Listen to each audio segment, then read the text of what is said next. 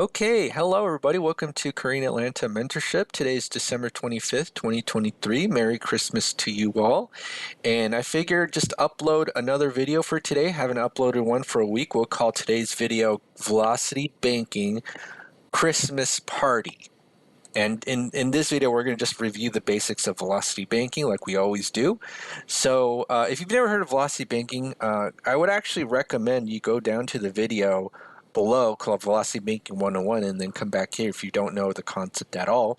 But just as a quick review, what are the first two things that we always need to do when doing velocity banking? A, we need a budget, right? So we have our income, our expenses, our leftover checking and savings. And then after we do our basic budget, then we need to do an expense breakdown. And what's really important, this expense breakdown, is that every single debt that you have is a line item in the expense breakdown, right? So we have credit card one, two, personal loan. You can dump all your general expenses like your rent, food, insurance, gas into one line item, but I always like to separate rent and the other stuff just because everybody knows what they're paying in rent per month. And once we have the budget, we're going to figure out how to pay off these debts quickly using what we call lines of credit. So if you don't know what a line of credit is all it is a financial tool where you can borrow money, pay it back, and use it over and over again, right? So as you can see here, we have actually a couple lines of credit. We have a credit card one, credit card two. So a credit card is actually a line of credit, although people don't usually associate the term line of credit with the credit card. But the only drawback with the credit card is you can't pay one credit card with another credit card, and you can't pay a loan with a credit card, although there's ways to get around this, right? But may have to pay a little bit more. You may have to use other websites like plastic.com. There's also personal lines of credit and home equity line of credit. So in this example, we're going to assume we have access to one of those, right? So as I said, what are the first two things that we need? Number one is we need that budget, which we have right here, that's on top. And then the second thing we need is a line of credit, right? And I can do an example with the credit cards, although it's not as ideal. And I've done that in several other videos. But let me just kind of put this here, requirements. Okay. So now we've done our budget. Now let's go ahead and select our line of credit, right? So this is dependent on you based on how much you can get from the bank. So in my case personally, I have over $220,000 of lines of credit. Most of his credit cards, 50,000 is home equity line of credit, and I think 15,000 is in a personal line of credit, right? But usually with the personal line of credit, the interest rate is about 15%, although there is like a variation based on, I think, the prime rate and plus whatever percentage that the bank adds to that prime rate. Okay, and if you don't know what that means, just assume that for personal, it's about 15%. All right, so now we're going to see, just pretend that the bank has allowed us to use $15,000 of their money, right? So let me go back here. So $15,000 in credit limit. And this is the amount that I have in my personal line of credit currently, right?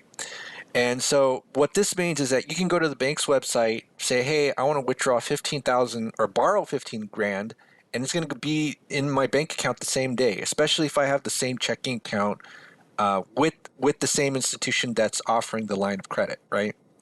So once I do that, then I'm being charged a 50% interest rate.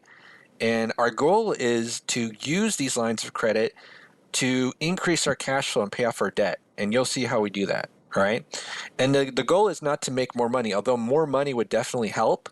The goal is not to make more money. The goal is just to kind of rearrange our finances so that we can easily pay off our debts and still maintain liquidity and access to our cash, okay?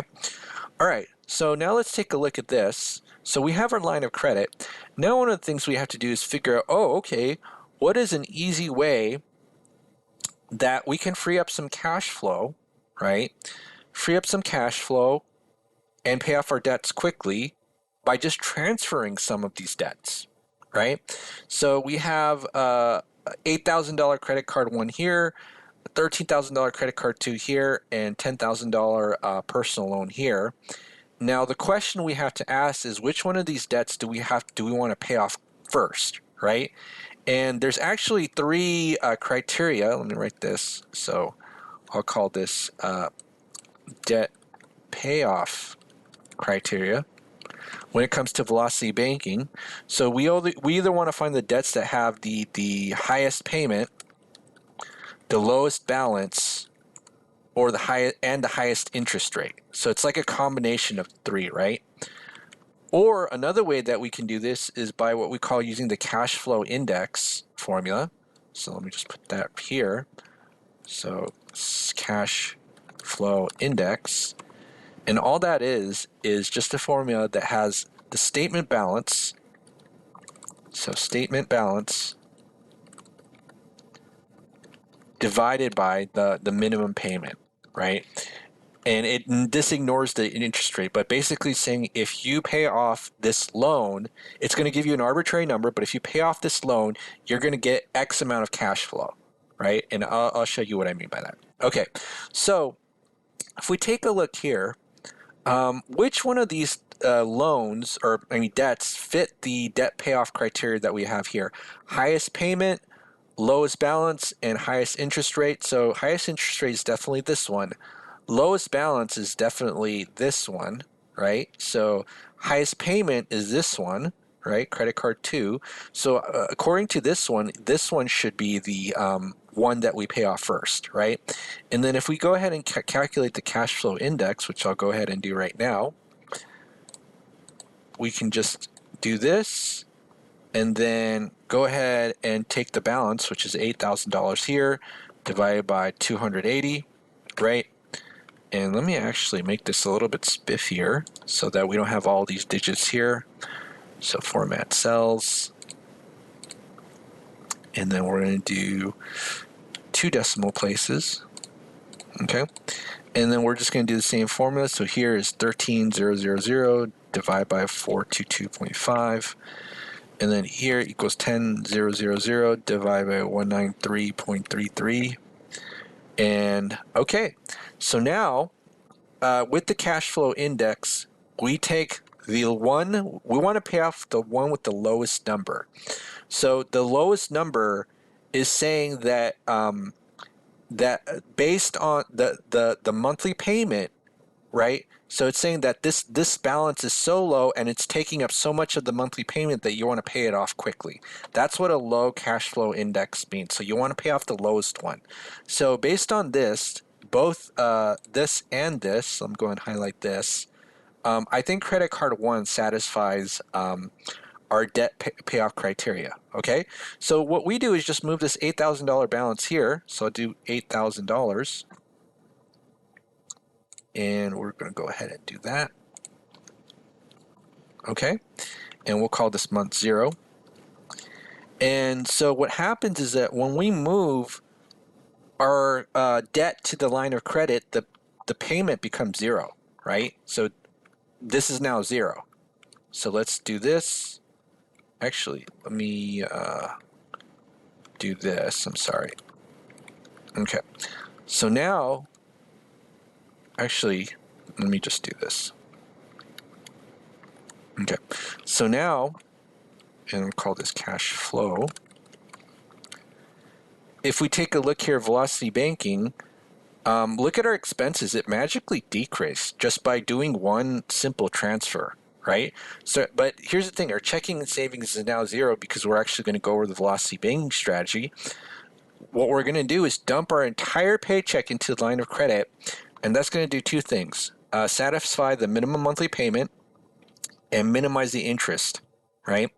And we've actually also saved on interest. One of the ways that we saved on interest is that by moving this credit card from 30% interest to 15%, we're saving money on that way. But one of the also ways that we're also saving money is by increasing our cash flow.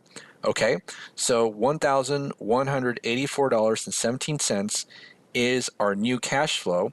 And what we want to do is we want to get to a point where there's enough, let's say, limit in this credit line so that we can move this credit card number 2 to here and then pay it off as well. So we're going to make a few false assumptions here. I don't know how long it's going to take to pay off credit card 1, but after credit card 1 has been paid, it's the balance of the credit card 2 is certainly not going to be $13,000, right? but we're just going to assume it is. So it's going to be, we're kind of over calculating how long it's going to take. All right, so let's go ahead and do that. $8,000 balance, and what's our cash flow? It's $1,184.17. So let me just do this. So G2 minus 11884 plus 17, right? And this is now month one. So what's the interest paid? It's actually based on the average daily balance. And I'm just going to go ahead and do this right here. So we do average, right? So G2 to G3. All right. So now we'll just do this, 0.15 divided by 12. All right. So now the average daily balance is used to calculate the interest, and what you do is multiply by the interest rate, 0.15, and then you divide by 12 to get the monthly interest because the interest rate is quoted annually, right? And this is an estimate because it's just taking the midpoint between these two balances. Again, that's not totally accurate because it's based on your actual spending, right? But this is a good way just to kind of estimate what the interest would be, that you would pay. And then just to kind of keep going, all you have to do is just to get the next month statement is G3. So G3 plus H3 minus your new cash flow. So, or not your new cash flow, your current cash flow, 184.17. Okay. And then now all you do is copy and paste the formulas. And then you should see how long it would take. So 2, 3, 4, 5, 6, 7, right? And then now, probably, I don't think you have to wait to 0 if you want to. What you could probably do is wait until there's at least a $13,000, well, probably a little bit more or a little bit less that you need to transfer because some of the principal of credit card 2 will be paid off. But let's just assume, okay, that maybe, so how much do I need? I need about, so probably at this stage, right? We could move it. And after paying it about 7 months, how much would it be realistically? Again, I'm just making this up.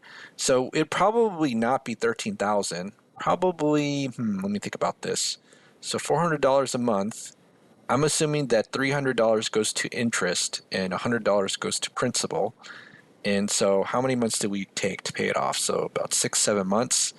So 13,000 minus 700, and we'll just do a quick calculation on that. Give me 1 second. So 13,000 minus 700. So we'll put 12,300 as the balance right there. All right, so what we're going to do is transfer 12,300. 12,300. Okay. And then once we do that, actually, let's just do that here. So once we do that, what happens here? We have 0 as our new number because we transferred the balance. Okay. And then what's our new cash flow? 1606, right? 1606.67. Okay. So now with this one in the next month, right, we do minus 1606.67 because that's going to be our new cash flow. Okay. And then we just keep going. Whoopsie. Going. And this could be, all right. So now let's see how many months it took. 9, 10, 11, 12, 13, 14, 15. Okay, so it took us about 15 months to pay off these 2 credit cards, right? And look what happened is that our cash flow increased to about $700, right? So we get these 2, then our cash flow increases. Now, at this point, we can just kind of keep paying the loan as is because it's a 6% interest rate, or we can use our cash flow to pay it off and move it to the line of credit. Again, it's up to you. At this stage, you'll probably have paid up a lot of the interest of the loan, and you're probably going to mostly be paying principal. I don't know, but let's figure it out. Sorry. So how long did it take to pay off these 2 credit cards? 15 months, right? So now if we go to the Bankrate website, And let me go to the website right here. So let's just go here. All right. So now we're at the Bankrate website, and we're trying to look for what the principal amount of the loan at month 15. Okay. So I've already input the information here, 10,000, 6% interest, amortization schedule. So 1, 2, 3, 4, 5, 6, 7, 8, 9, 10. And it's about $8,500. Okay. So $8,500, we could just keep paying it as is, right? And that's going to be a couple more years. Now, we could do two things, right? We can overpay the loan directly, or we can use our line of credit. So what is the advantage of overpaying our loan directly? We don't have to deal with any interest rates in the line of credit, but what's the disadvantage? You're going to lose your liquidity, right? Which is why most people in general, they don't pay off their loans directly because they're afraid to. If you ever pay off a student or a car loan, overpay it, you can't, and you have $100 emergency. You can never like call the bank saying, "Hey, I have like $100 emergency and I overpaid all my savings. Can you give back?" They'll say no, right? They'll definitely say no. So we're going to assume that now the balance of the loan is about 8,500, or maybe would be a little bit more accurate, 8,534.04. So let's go ahead, right? So let's go ahead back to LibreOffice. All right. So now